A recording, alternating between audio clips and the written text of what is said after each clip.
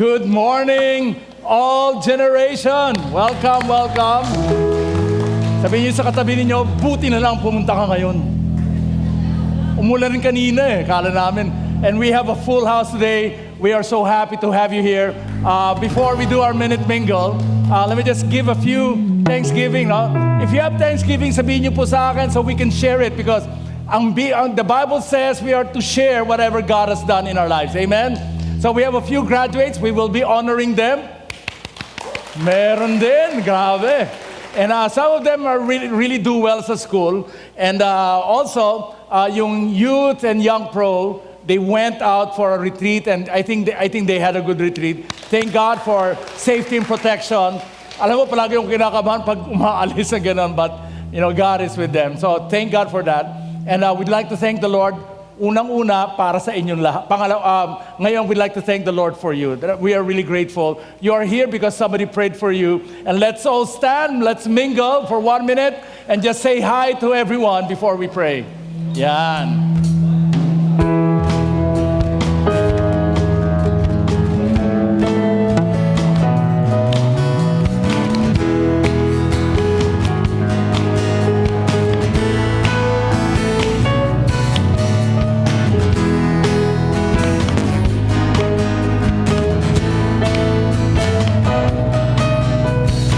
Labas sa upuan, makihalubilo.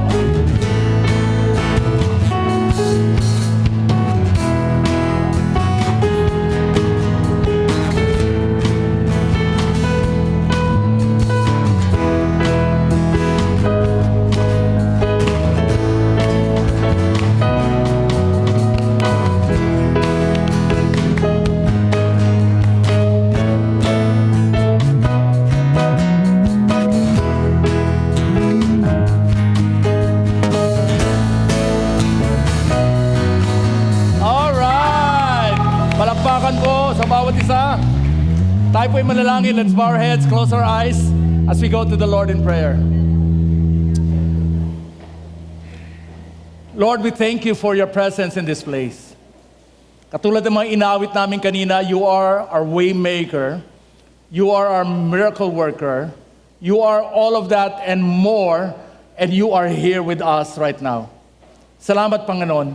Napakalaking pribileyo na makasama ang inyong banal na Espiritu. And we offer ourselves before you right now because sapagkat ang bawat isa sa amin na makasalanan, ang bawat isa sa amin na hindi kaaya-aya sa inyong harapan, but because of your grace, tinatanggap niyo po kami, tinatanggap niyo po ang aming pananambahan sa inyo. Lord, as we sing, we remember those who cannot be with us, those who are sick, those who may be bedridden, those who are trapped sa kanilang mga bahay. Lord, we'll lift up to you ang bawat isa sa kanila. And if there's anybody who's sick right now, kung kayo po ay may karamdaman, we'll pray in a few moments. And if you know someone na may karamdaman, I want you to shout it out. I want you to just sabihin nyo yung sakit ninyo. Place your hand on top of whatever is ailing you. And then I will pray for you. At the count of 3, let's do that. Gawin po natin.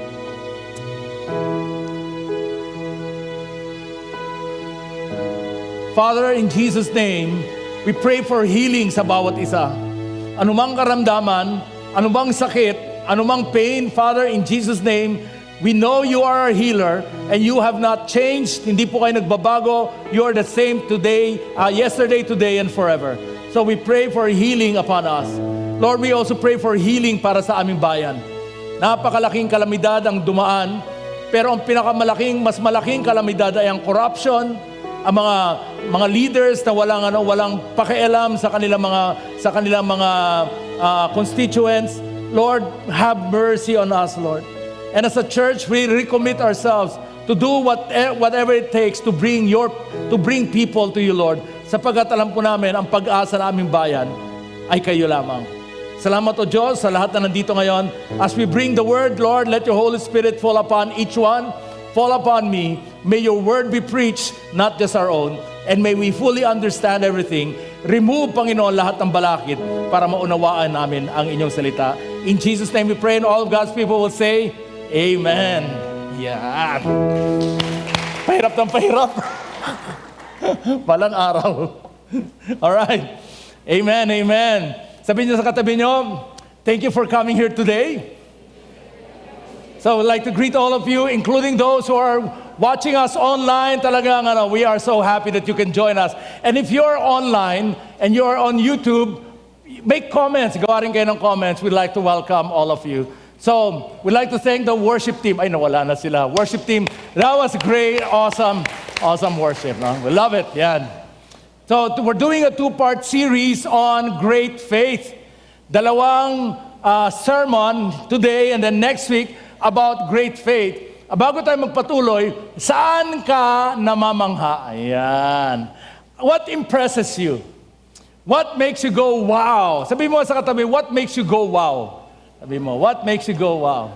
Tapos sagot ng sagot ni Paul, ikaw, pag nakikita kita.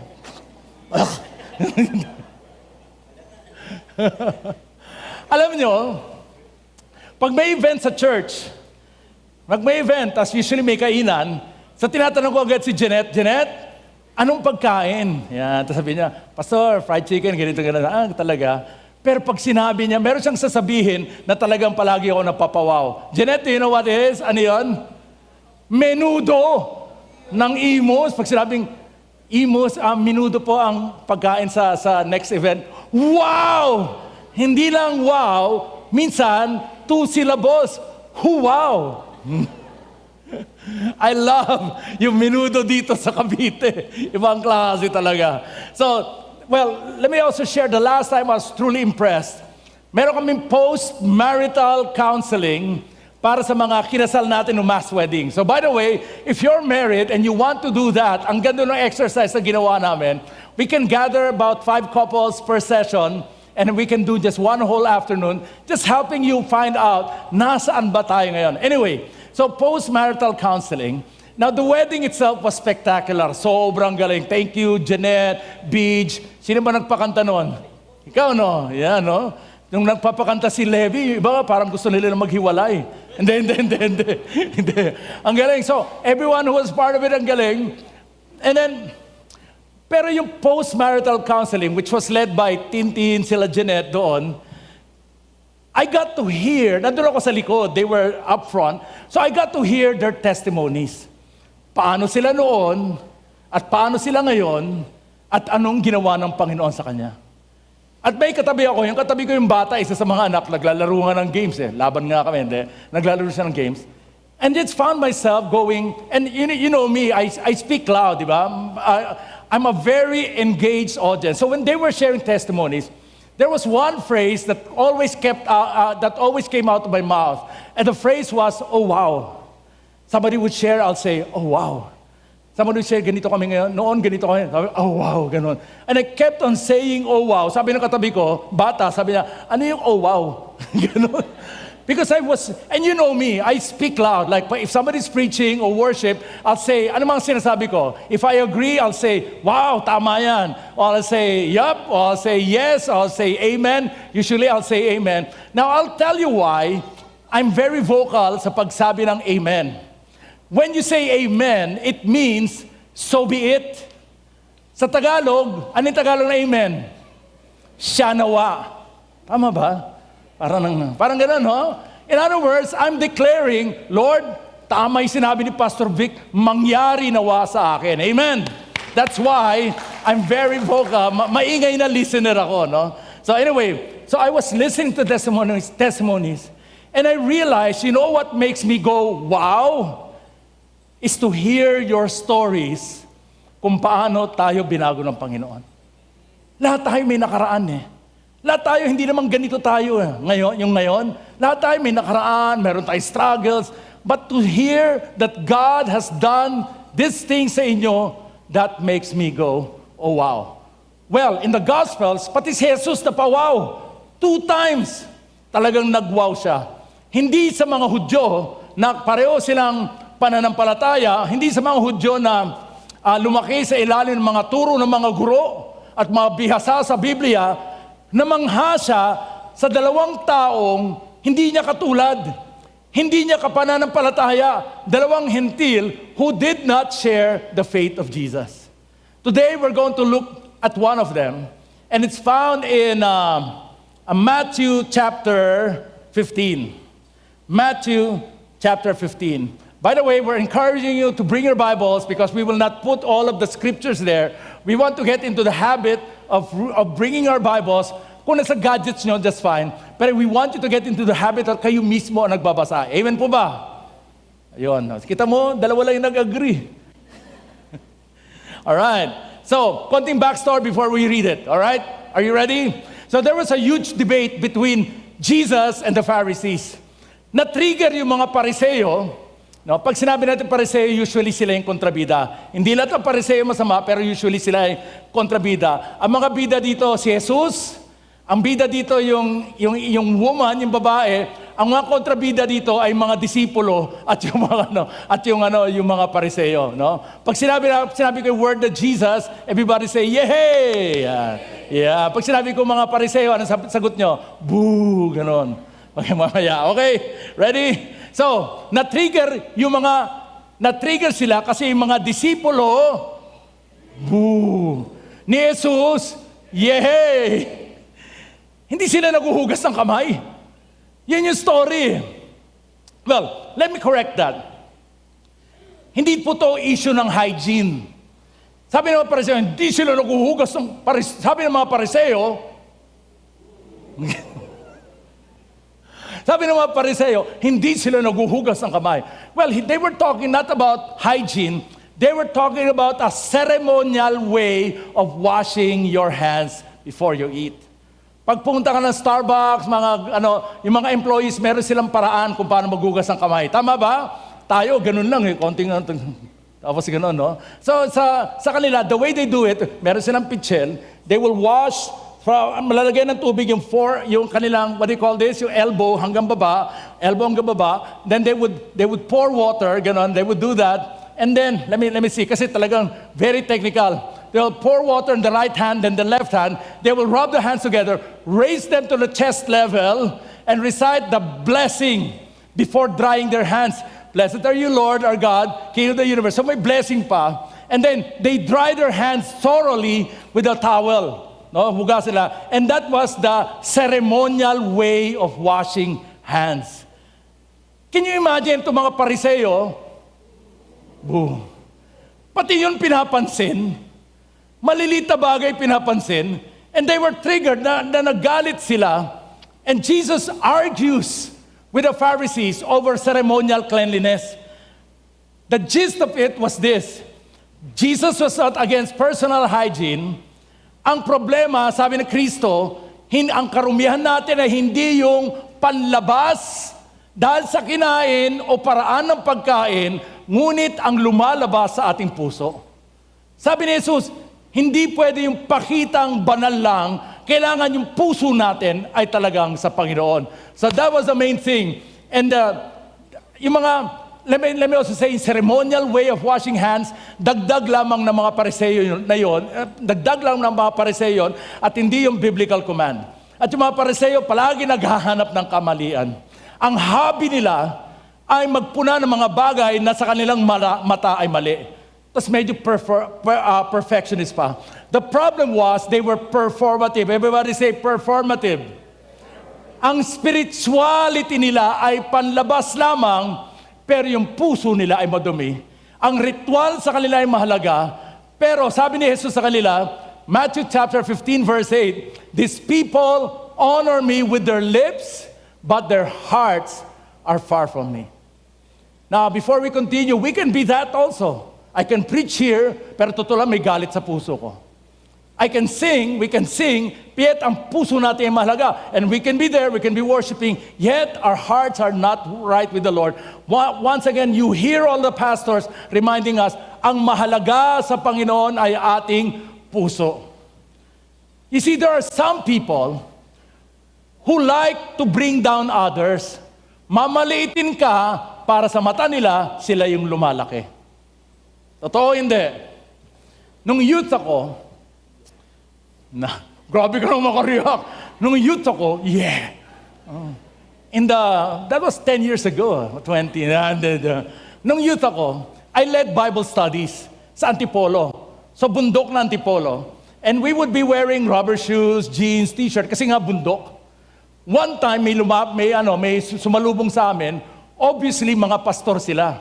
Alam mo yung formang pastor, nakabarong, di ba? Naka-double knit, naka-leather shoes, kahit na talagang bundok yung pinupuntahan. Ang lalaki ng Bible.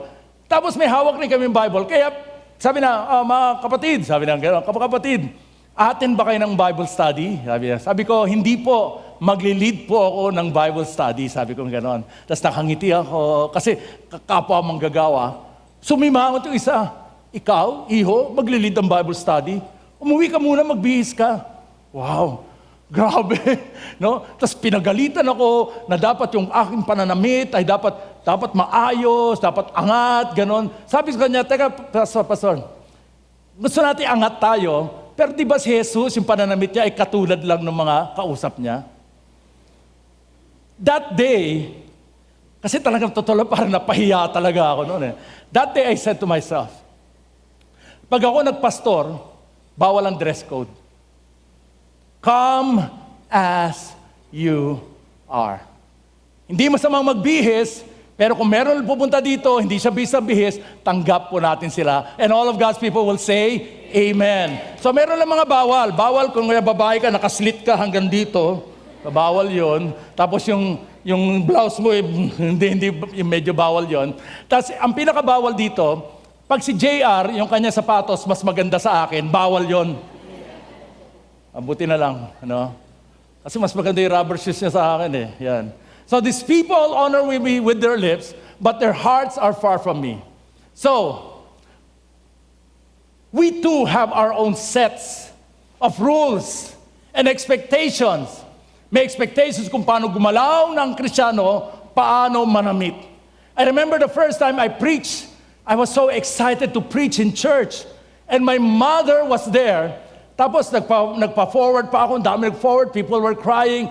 Alam mo sabi ng nanay ko, hindi ganyan tumawa ang pastor. Grabe. Sabi ng nanay ko, hindi ganyan tumawa ang pastor. Sabi ko, ma, paano ba tumawa ang pastor? Ganun ba? Alam niyo, meron pala tayong rule, sakala natin mga Pariseo lang. So Jesus rebukes the Pharisees and he says to them in Matthew 15:11, what goes into the mouth does not defile them, but what comes out of their mouth, that is what defiles them. Wow, what a lesson. Tama po ba? Now, si Agnes, nagbigay siya ng Bible study Thursday. Wonderful Bible study. And she said something like, hindi pwede informasyon lang. You don't learn by receiving information, you learn by application. Sabi ko, si Agnes parang interesado magpastor. Di ba? Ang galing. And in order for the disciples to learn, hindi lang sapat na meron silang information, sinabi ni Jesus, Jesus was going to test them. Magkakaroon ng testing. Ilan dito mahilig sa test? Taas ang kamay. Nung bata kayo, mahilig kayo mag-test. Kasi excited kayo. Siguro, taas mo ang kamay mo. Josh, taas ang kamay mo. Mahilig sa test yan. We hate people like you, Josh. Meron mga gano'n, mahilig sa test, pero rin hindi. Pero I want to say, mamaya later, pero I want to say, Jesus was testing the disciples dito. Alam mo yung, hindi sapat yung information, kailangan matesting kung talagang nakuha natin. Kaya kunyari, nag-pray ka sa umaga, Lord, give me patience. Ano mong gagawin ni Lord? Lalagay ka sa traffic, di ba? O kaya bugnutin yung mister mo. Di ba? Ganon kaya, the Lord give me patience. O kaya nag-pray ka, Panginoon, tulungan niyo po ako magpatawad. Anong gagawin ni Lord sa araw na yon? Makakasalubong mo may utang sa iyo. So, let me say that God is always testing us. And now, Jesus was going to bring His disciples in a situation kung to test them kung nakuha nila yung lesson. So the title for today's message is, Hindi ako susuko, sabi ni Bato. We're talking about barrier-breaking great faith. And all of God's people will say, Amen. It's found in Matthew 15, 21 to 28. It's also found in Mark 7, 24 to 30. Pero gagamitin natin kay Matthew. Are you ready? Everybody say, I'm ready. Yan, dapat may konting guttural, I'm ready, ganon. Yan. Verse 21, leaving that place. So, yun yung nangyari, di ba? Nirebuke ni Jesus yung mga Pariseo. Leaving that place, Jesus withdrew to the regions of Tyre and Sidon. So, yung lugar na yon, parang enemy territory. They were not welcome doon. Kasi nga iti-test ni Jesus yung principle na yon sa mga disipulo. So, pumunta sila sa lugar na hindi sila welcome, they were not wanted, and that was a place na hindi nyo pupuntahan. No? Kaya punta ka Maynila, anong lugar hindi nyo pupuntahan? Grabe ka naman makano sa... Grabe. Dito sa Imus, meron ba? Meron ba? Sampaguita Village. Ito yung mga lugar hindi nila pupuntahan. And so, ito ba matindi? A Canaanite woman from that vicinity came to him crying out, Lord, Son of David, have mercy on me. My daughter is demon-possessed and suffering terribly. So two things. Number one, mali yung lugar nila, hindi nila teritoryo yon. Pangalawa, yung Canaanite woman, the Canaanites were traditionally yung mga karibal na mga Hudyo. Sila yung parang yung Ateneo versus Lasal, gano'n, no? Philippines versus sino? Yung mga gano'n. Ito yung kaaway talaga ng mga Hudyo. So, she came with a need. The need was, my daughter is demon-possessed and suffering terribly. Now, before we continue, I will not talk about demon possession and all that kasi that's another lesson. But I do want to remind all of us, whatever we are doing it in a spiritual world. Amen. I mean, hindi lang tayo kumanta, hindi lang tayo nag-worship, hindi lang kayo nakinig. We are doing this in a spiritual atmosphere. We believe in the Holy Spirit. Amen. We believe in angels. Amen. We also believe that there are demonic forces. Amen. And let me tell you right now, they are also at work in our lives. Now, huwag kayong kabahan. Because he who is in me is greater than he that is in the world. Amen. So, ito pa ang problema. Tayong nakakilala kay Lord, anong nais natin sa evangelism? Nais natin mga kaibigan natin ay makakilala rin kay Lord. So, I'll give an example. For example, lahat ito mga kay Lord yan. Kunyari ito lahat sa kaharian ni Lord. Ito naman, walang personalan na, mukha lang kayong ganun eh. De joke. Ito naman sa kaharian ni, alam niyo nung kanino. Ang problema, okay na sana kung kayo dyan. Ang problema, itong mga dito, gustong kumuha ng mga taga dito. Do you think the enemy is going to be happy? No. Talagang magagalit siya. And therefore, he will also do some things to discourage you, to disappoint you, and to not let you do the work that God has given to you. So, balik po tayo dito sa storya. I just want to say that. Now, hindi po totoo na sila ay nasa kadiliman, no? Nasa liwanag rin po sila. Yung sa dulo, liwanag rin yung mga yon. Yung nasa worship, minsan nasa dilim pa rin. Yan. So, tingnan natin. Remember, ito ay test. Test sa mga disipulo. Jesus did not answer a word. So, the plea was given, Lord, Son of David, have mercy on me. My daughter is demon-possessed and suffering terribly. And we all know Jesus, compassionate siya. Maawain siya. Tama po ba? Matulungin siya. Pero dito, nakakapagtaka, it was totally out of character. Sabi ng Biblia, Jesus did not answer a word. Silent treatment. Kumakain sila, kumakain siya at sa mga disipulo, dumating yung babae at hindi man lang siya nagsalita. Siyempre, yung mga disipulo, alam mo na yung mga disipulo, medyo mataas ang tingin sa sarili. Sino na nagsalita? Sabi nila kay Jesus, paalisin mo nga yan. Ang ingay-ingay, kanina pa stalker, sumusunod na sunod sa atin. Ang tindi, no? I mean, try to imagine Jesus who's compassionate and the disciples wanting to get rid of somebody who was helping, who wanted help. Anong klaseng reliyon meron tong mga disipulo na ito? Nasa puso nila na wala silang puso sa mga nangangailangan. Anong klaseng religion, anong klaseng pananampalataya ang meron dito? So, can you sense that lack of compassion? Well, verse 24, verse 24, he answered. Ito pa matindi. Sabi niya sa babae, pinadala lang ako. Sabi niya, I was sent only to the lost sheep of Israel. That means whatever I do, hindi para sa inyo yan, para sa tao ko lang. The woman knelt before him. Lord, help me, he said. And then he replied, nako, second insult. Hindi tama, it is not right to take the children's bread and toss it to the dogs. Imagine tinawag kang aso. Sabi ng verse 27, yes, it is, Lord, for even the dogs eat the crumbs that fall from their master's table. And ito po yung magandang verse 28. Then Jesus said to her, woman, you have great faith. Sabi niya, wow, you have great faith. Your request is granted. And her daughter was healed at that moment. Amen. What a great story. And so that ends. Hindi pa po tapos. Amazing. How many of you want a miracle in your life? Say amen. Yung kukunti ba? Ayaw ko ng miracle. How many of you want a miracle in your life? Say amen. Amen. Aba. Ang daming mga ingredients para sa miracle. You need to have great faith. You need to have ganito, ganyan. Pero alam mo ba, the biggest, anong tawag ng common denominator? Di ba? Common denominator sa isang miracle is this. Kailangan may problema ka na hindi mo masolusyonan. Kailangan may problema na ang Panginoon lang ang pwedeng maging makagawa dyan. So let me ask again, how many of you want a miracle in your life? Say amen. Sige, magkakaproblema. Ang hirap, no? Kasi meron mga bagay na kaya natin. Pero meron mga bagay na hindi natin talaga kaya. And therefore, kanina, sabi ni Pastor Vic, kanino kayo lumalapit? Pag yan ang meron ka pangailangan na hindi mo kaya.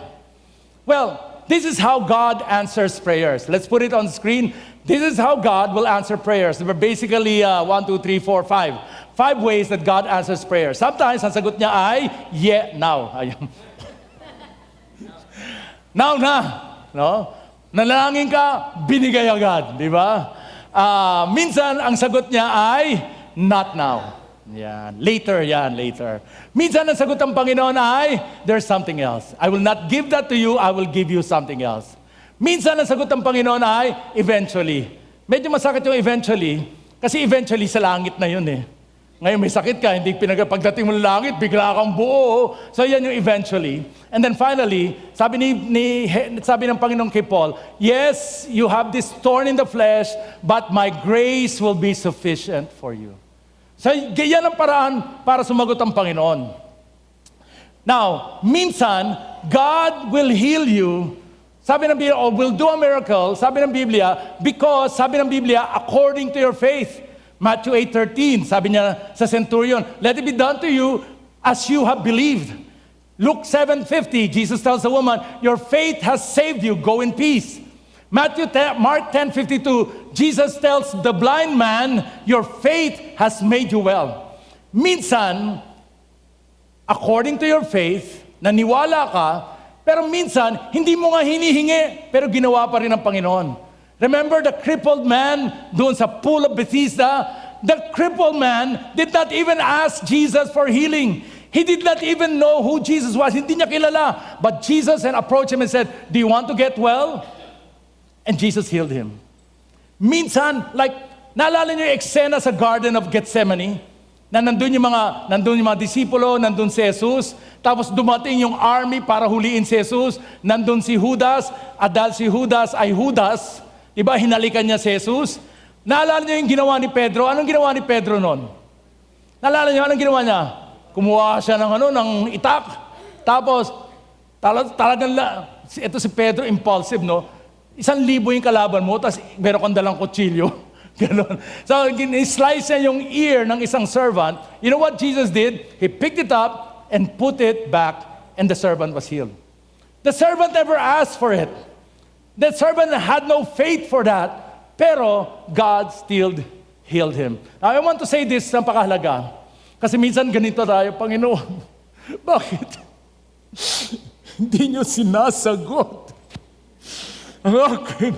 Okay ba? Panalangin. Minsan ganun tayo eh. I want to say this. Ano ang problema ko? Mga ganun tayo, no? God can do whatever He wants because He is God. And though hindi natin maintindihan ngayon The truth is, we really don't need to know, but we really need to trust Him more. And the question is, do we trust Him more, even though we don't understand the reason behind our own problems? Well, dito punta na po tayo sa points natin para sa sermon for today. Nandiyan po sa inyong mga bulletins. If you're taking down notes, sulat niyo po ito. Number 1, Jesus destroys barriers. Yan. Jesus destroys barriers, mga balakid, mga prejudice, yung mga feeling na ang pagpapala ng Panginoon ay para sa kanila na special na tao. I want to say right now, God is destroying prejudice. Now, the word prejudice comes from 2 words, pre and prejudge. No? Yun po yung pinanggalingan yan. Nagja-judge ka, kahit na hindi pa nakilala. And we do that all the time. We judge a person, first time natin nakita, nagja-judge agad tayo. Nung makita ko si Levi, una ko siya makita, sabi ko, hindi singer yan. Tapos nagulat ako, singer pala. Totoo lang, prejudice tayo eh. Pag sinabi kong Ilocano, ano ang papasok sa isip nyo? Ha? O, kita mo, ito example, kuripot raw. Judgmental. Pag sinabing Bisaya, ano ang papasok sa... Huwag na kayong sumagot. Di ba? I mean, we are prejudiced talaga. That's our character. And dito yung prejudice masakit. Kasi meron 3 bagay yung babae meron. Kaya yung mga disipulo ayaw nilang lumapit yung babae kay Jesus. Number 1, she was a woman. Number 1, she was a Canaanite. Siya ay Kananeo. Yan yung Tagalog ng Kananeo. Sinabi ko nila sila ay mortal na kaaway ng mga Israelita. No? Kaya nga dito pumapasok yung radical grace. Everybody say radical grace. Ito yung pag-ibig na radical. Na kahit na galit ka sa isang tao at gusto mo siyang patayin, gagawa ka ng paraan para hindi siya mamatay. For example, kunyari galit ako kay Levi. Sorry Levi, ka umupo ngayon dyan eh. Si Ochi na lang. Si Ochi nandyan, no? Si Ochi, kunyari magkaaway kami. Talang galit na galit ako sa kanya. Tapos may hold-upper. Tapos babarilin siya. Galit ako sa kanya, pero ako'y Kristiyano. Anong gagawin ko? Radical grace. Sabihin ko sa hold-upper, huwag mong patayin si Ochi. Sabihin ko yun kasi nandun ang pag-ibig ng Panginoon sa akin. Hindi dahil may gusto ko si Ochi, hindi ganon. Pero dahil my radical grace will prevent me from Ochi being killed. Huwag mong patayin si Ochi. Akin na yung baril, ako na lang. Hindi, yun. Galit nga eh. Pero that's the radical grace of Jesus. Even though He knew people will hurt Him. Even though He knew people will abandon Him. Even though he knew that people will fail Him, the Word of God says He continued to love us while we were yet sinners. And all of God's people will say, Amen. Ang lahat ay abot ng pag-ibig ng Panginoon. Number 2, she was a woman. Ang pagiging babae noon at medyo ngayon pa rin ay second-class citizen. Alam niyo ba yung mga babae noon hindi pinagkakatiwalaan na maging witness sa korte? Because we cannot trust their words. Diba? Yun noon. Ngayon, of course, ayan. Alam niyo ba, ang property, ang lupa, ay pinapasa lang through the male heirs, hindi sa babae. Grabe ang prejudice. At alam niyo ba, sa templo, bawal ang mga kababaihan sa inner court, outer courts lamang. Men can initiate divorce noong panahon ni Jesus, but women cannot. So women were basically second-class citizens. So there were several prayers that a Jew would pray. Magpapasalamat siya. Yung isang Hudyo, magpapasalamat, Panginoon, salamat, hindi niyo ako ginawang hentil. Panginoon, salamat, hindi niyo ako ginawang babae.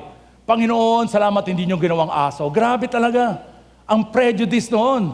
That's why I love this story, because Jesus is breaking prejudice, He's breaking barriers, and that's why any of us can come before Him with boldness by the grace of God. You see, God does not look, hindi siya tumitingin kung paano tumingin ang mga tao sa atin. People see us as we are, but God always sees your possibility. And all of God's people will say, Amen and Amen. Amen. Yan. Number 3, hindi siya kilala. She was unknown. At dahil siya ay unknown, wala siyang impluwensya, wala siyang kapangyarihan, wala siyang status sa buhay. And let me tell you today, maring di ka kilala o sikat, o meron dito nga ngayon nararamdaman walang pumapansin sa inyo. At parang minsan wala kang may pagmalaki, di ka mahalaga. I want you to know right now, God sees you. Nakikita ka ng Panginoon.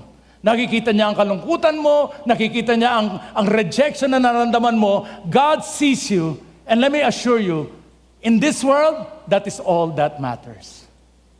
So, ano yung first point? Jesus destroys barriers. Number 2, so must we destroy barriers. Amen? Tayo rin. Dahil siya yan known, no? Hindi siya makapasok. Pero let me tell you this, God, we know God. And yet, tayo mismo may sariling prejudice. Meron tayong sariling barriers, mga hadlang, kaya hindi tayo lumalapit sa Panginoon. Bigyan ko kayong listahan, 5 to, mabilisan lamang. Number 1 is fried chicken. Yan, fried chicken. Iba ayaw lumapit sa Panginoon. Gusto niya siya masusunod. Ayaw magpasakop. Kasi kaya ko to. Let me tell you that God's grace wants to flow through you, pero yung fried chicken ayaw nating isurrender. Sabi ng Biblia, 1 Peter 5:5, God opposes the proud, but shows favor to the humble. Kaya sa meeting namin, ang prayer namin mga pastor, salamat Panginoon, ginawa niyo kaming humble. Nasira agad, no? Hindi humble yon. Alam mo babaeng to, alam niya pwede siyang mapahiya. Pwede siyang i-reject, ganun nga nangyari. Pwede siyang maliitin, pero lumapit pa rin siya sa Panginoon. Alam niya na di sila talo, pero lumapit pa rin siya. And that's why when we pray, we acknowledge na kailangan natin ng Panginoon. At hindi natin pwedeng sariling sikap lamang. Katulad ng Canaanite woman, sometimes we really need to humble ourselves. Ipagpalit ang self-importance for humility. Because let me tell you this, God really draws near to those who are lowly in their hearts. Number 2, unforgiveness. Lahat ito, pwedeng lesson yan for one sermon.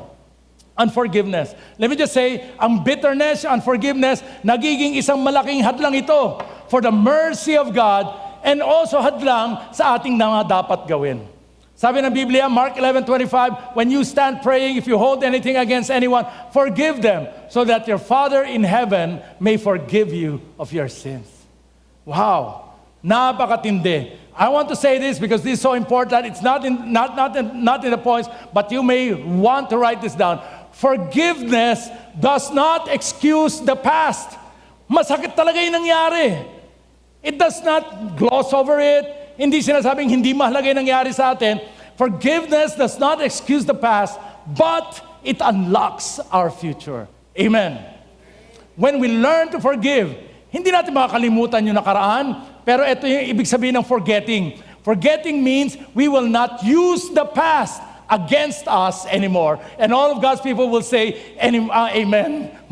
All of God's people will say anymore. All of God's people will say, amen. And let me tell you this, anuman ang ginawa mo sa nakaraan, God will never use that against you again. Amen. All right. So, it unlocks our future. I love that. Number 3, giving up. Minsan akala natin yung silensyo ng Panginoon or sometimes yung temporary no is a permanent rejection. And let me tell you right now, God may be preparing us. When He's silent, He may be preparing us for something else. Galatians 6:9 says, let us not become weary in doing good, for at the proper time, we will reap a harvest if we do not what? Do not give up. Amen, amen. Amen. O Chi, kano katagal mong niligawan siya, no? 7 months. Pero kano katagal na may gusto ka na sa kanya? 7 years. Ako nasasagot. Masyado maiksi 7 months eh. No? Meron bang mga, minsan ba ayaw niya sa'yo? Hindi naman minsan, madalas. Narinig ko na yung kwento eh. Ayaw na ayaw niya rin ganun. Pero alam mo yung not giving up, let me tell you that's so important when we're praying to the Lord. Never give up. Silence ng Panginoon is really a test of endurance. God is silent, but we are to endure. Pag tayong lalong lumalapit sa Kanya, even though the answer is delayed, let me tell you, when we draw near to God, the answer itself is God sa ating buhay. Number 4, unbelief. Asking a miracle. Pero yung mind natin, worst case scenario, siguro baka hindi naman gagawin ni Lord. Nakaganon agad tayo, di ba? Unbelief. When you ask, sabi ng James 1:6, you must believe and not doubt, because the one who doubts is like a wave of the sea, blown and tossed by the wind. So we need to shift our focus from the great need, from the really malaking pangailangan, to the one who can overcome everything in our life. And all of God's people will say, Amen. Having said that, meron pa nga ang panglima. Anim pala lahat to. Fear of stepping out in faith. Ito yung ayaw nating lumapit kasi natatakot tayo baka ma-reject. O may social pressure. O kaya, alam mo yung ginagawa ng fear, it paralyzes us to make that important step. But the Bible says, God has never given us a spirit of fear. Amen. Walang dapat takot ang bawat isa dito. For the Spirit of God, 2 Timothy 1:7, for the Spirit God gave us does not make us timid. Ano ba yung timid? Yung parang mahiyain. But it gives us power, love, and self-discipline. I love it. Yan ang binibigay ng Panginoon. Right now, you may think ikaw ay timid, pero let me tell you, if you have the Spirit of God, you have power, you have love, you have self-discipline. And oftentimes, if you only step in faith, breakthrough actually lives on the other side of obedience. So take that step. Kahit na nanginginig ang katawan mo sa takot, kahit na nanginginig ang kamay mo, take that step, because if you take that step in obedience, let me tell you, breakthrough is waiting in your life. And finally, number 6, ito yung main issue. Offense and hurt pride. Nako. Ito yung main issue. Kaya medyo habaan natin. When we are offended pag ang Panginoon hindi sinagot, ang ating panalangin, o kaya yung mga tao, yung mga pag sinasabi nila sa atin, o kaya ang daming offense, no? It creates resentment, causing people to walk away even before the answer is given. Ang sabi ng Biblia, Jesus used the metaphor na hindi dapat ng pagkain sa mga bata ay ibigay sa mga aso. No? Sino yung aso doon? Yung babae. Tama po ba? Sinasabi niya, aso ka, hindi ka pwede sa pagpapala para sa mga anak ko. Well, that was really offensive. By the way, yung aso dito, hindi yung cute na aso, nilalagyan ng diaper. Tapos yung paggupit sa kanya, mas mahal pa sa gupit ko, ganun. Tapos bibilang pa natin ng stroller para ipasyal-pasyal. Nothing against that, meron po akong 2 aso. Pero, nung panahon na yon, yung aso was not a pet. So, when sinabi na ikaw ay mukhang aso, sabagay kahit ngayon, pag sinabi ka mukhang aso, ganun din eh. Okay. Pag sinabi na ganun, let me tell you that God, that was a real insult, malaking insult. Now, pero makita natin, kung ako tinawag na aso, nako, walk out ako, sabay sabihin ko kay Jesus, excuse me, hindi ako aso. Ako ay pusa. Hindi, ako ay tao. Di ba? But amazing humility. Sabi ng babae, alam ko naman, hindi pwede yung pagkain sa mga anak mo. Pero kahit na tira-tira lamang, sa Panginoon, sapat na. Wow! What great humility. I mean, ilan dito na-offend na? Totoo lang. O yan. Lahat tayo na-offend na. Nasaktan. Na-betray. Na-bash. Grabe naman, lahat tinataasan ng kamay. The people who have the power to hurt you the most are not the people outside these walls. The people who can hurt you the most are the ones who may be sitting next to you right now. Hindi ko sinasabing siya. Pero madalas, I mean, think about it. Pag pumunta ako dito, dumaan ako Aguinaldo, may nag-cut sa akin, magagalit ako, hindi. Hindi. Pastor ako, never ako nagagalit. Hindi, nagagalit. No. Sinisigawan ko nga yun eh. Sinasabi, Agyamanak! Ibig sabihin nun, thank you. Ganon. Ilocano. So, magagalit ako. Tapos mamaya mawala na yun eh. Pagpunta ko dito, wala na, nakalimutan ko na yun. Pero pag merong kang kaibigan, meron kang kamag-anak na naka-offend sa iyo, mas masakit. The people who have the power to really hurt you are the people that you know because there is a relationship. But when this Canaanite woman decided, I will not be offended today, sabi ng Panginoon, yes, you will receive the blessing. In fact, sabi ni David ganito, Psalms 55, 12-14, if an enemy were insulting me, I could endure it. But if a foe were rising against me, I could hide. But it is you, a man like myself, my companion, my close friend, with whom I once enjoyed sweet fellowship at the house of God as we walked about among worshipers. Ang pinakamasakit ay yung mga kaibigan, mga kamag-anak, mga minamahal natin. But Jesus did not assure us that there will be no offense. In fact, Matthew 24 verse 10 says, and then in the future, many will be offended, they will betray one another, and they will hate one another.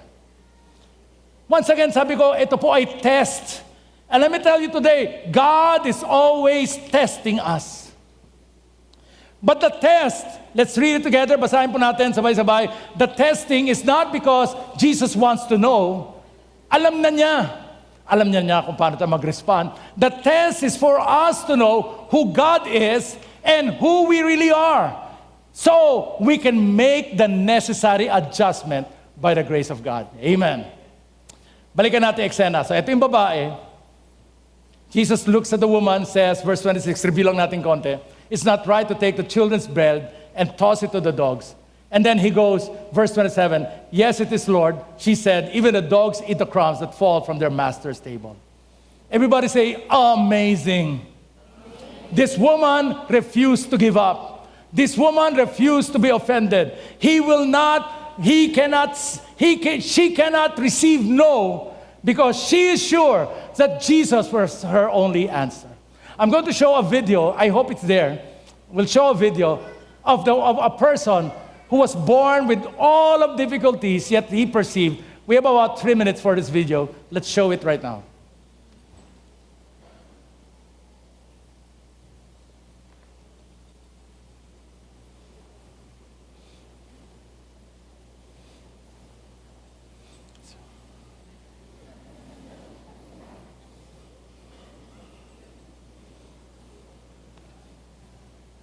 Okay lang kung wala.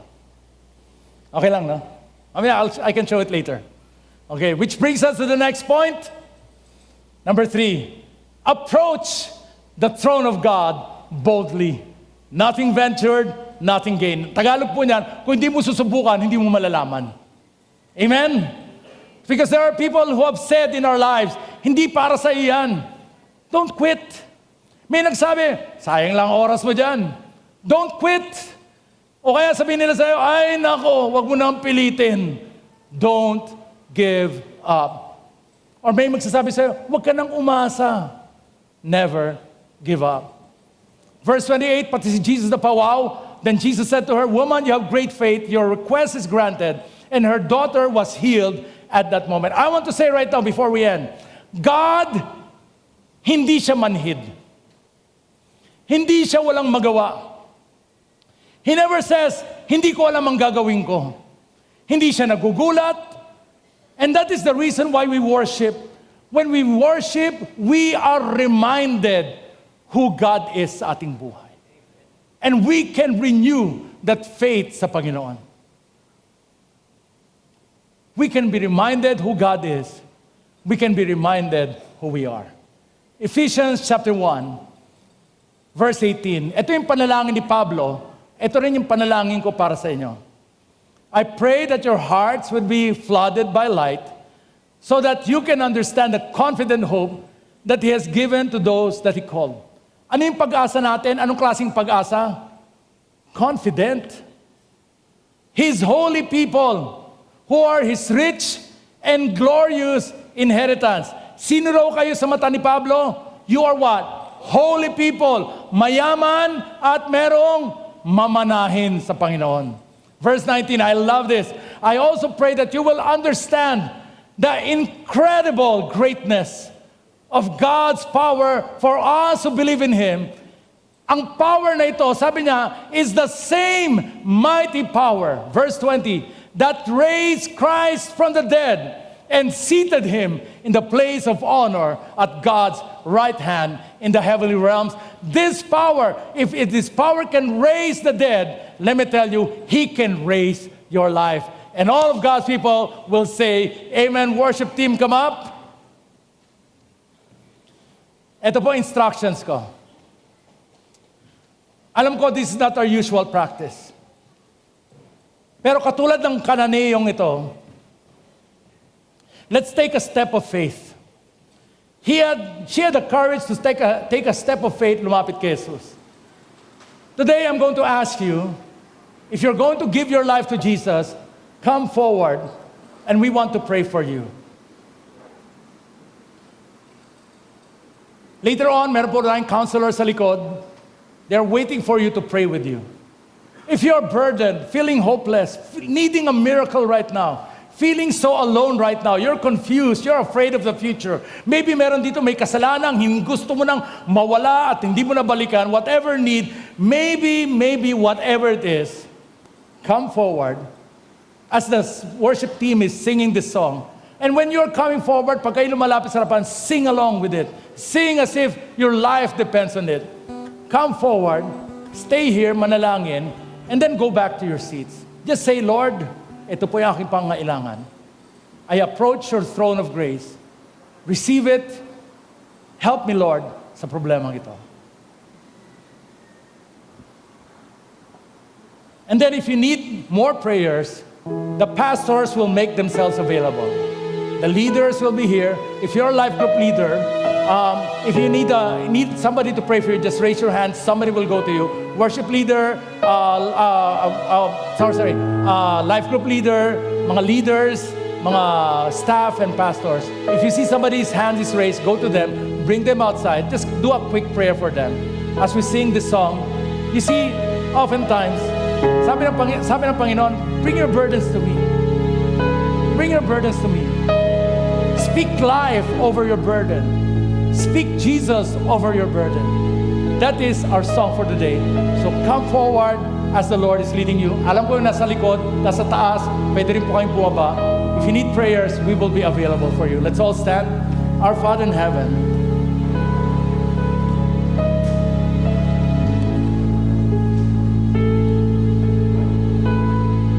bigyan nyo kami ng katulad ng pananampalataya ng babaeng ito. So step out in faith, believe in you, manampalataya sa inyo, at magpursige sapagkat alam po namin na kayo lang talaga ang sagot sa lahat ng aming problema. Salamat, O Lord. In Jesus' name we pray. Amen, amen. Okay, so just come forward as the Lord leads you. I just want to speak the name of Jesus over every heart and every mind, 'cause I know there is peace within your presence. I speak Jesus.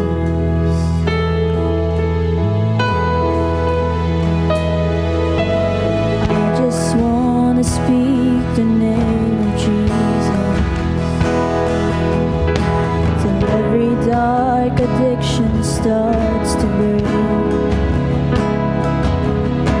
declaring there is hope and there is freedom. I speak Jesus.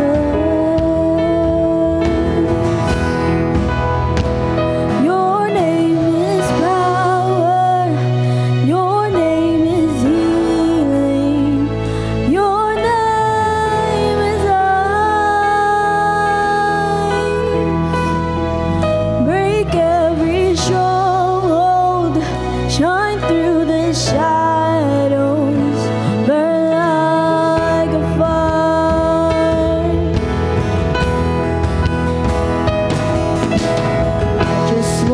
wanna speak the name of Jesus over fear and all anxiety. To every soul held captive by depression, I speak Jesus.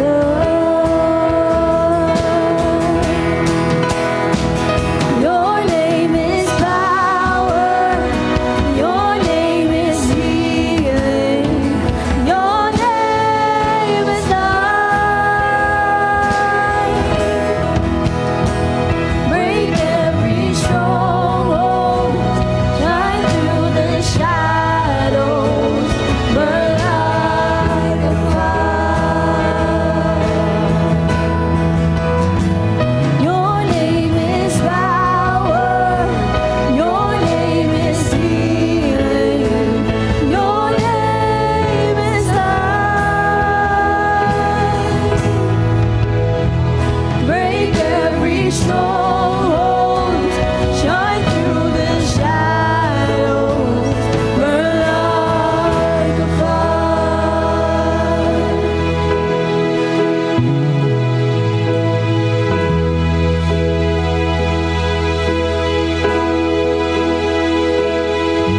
Shout Jesus from the mountains, Jesus in the streets, Jesus in the darkness over every enemy, Jesus for my family. I speak the holy name, Jesus.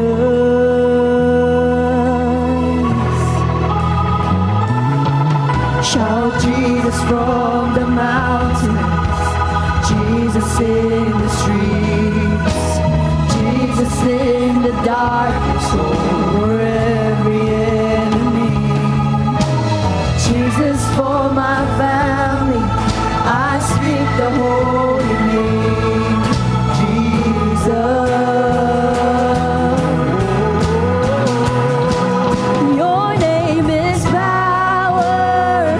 Your name is healing. Your name is life.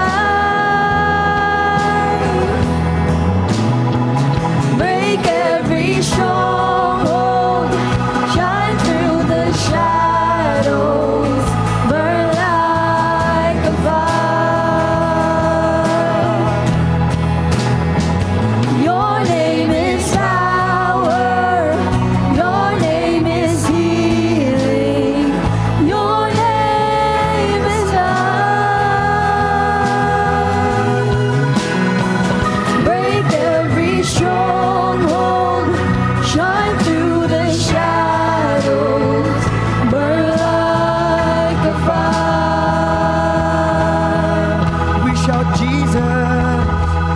Shout Jesus from the mountains, Jesus in the streets, Jesus in the darkness over every enemy, Jesus for my family. I speak the holy name, Jesus.